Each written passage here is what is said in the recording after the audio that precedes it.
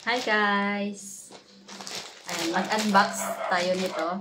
Anyway, naubos na kasi yung ginagamit kong rejuvenating set.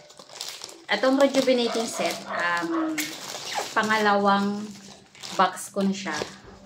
And ito, unang gamit ko nito. So, first time kong masubukan this one.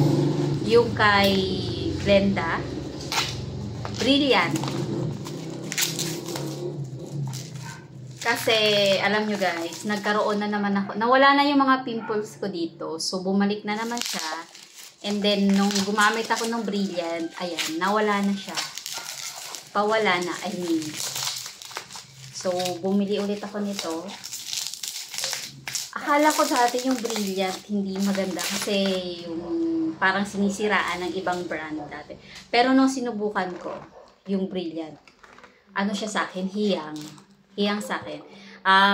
Isa sa nakita ko dito is pumantay yung kulay ko. Kasi dati, maitim yung noo ko, maputi yung dito ko. So, pumantay na yung noo ko dito sa mukha, pati yung sa leeg, medyo pumapantay na. Anyway, this is yung rejuvenating set nila. Ang laman niya. And then, gusto ko yung ano nito, yung sunscreen. Ito yung kanyang rejuvenating. Yung hydroquinone tretinoin. Brilliant Reju.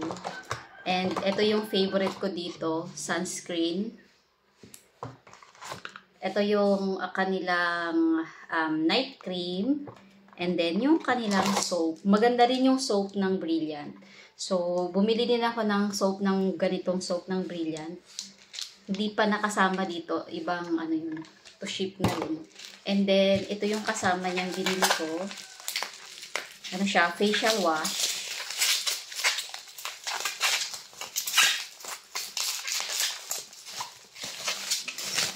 Ayan. This, yung facial wash ng Brilliant. Ayan.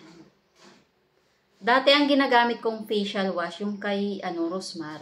Yung una kasi, yung kay Rosmar, yung unang labas niya, ang ganda ng mga, niya, nung ganito niya.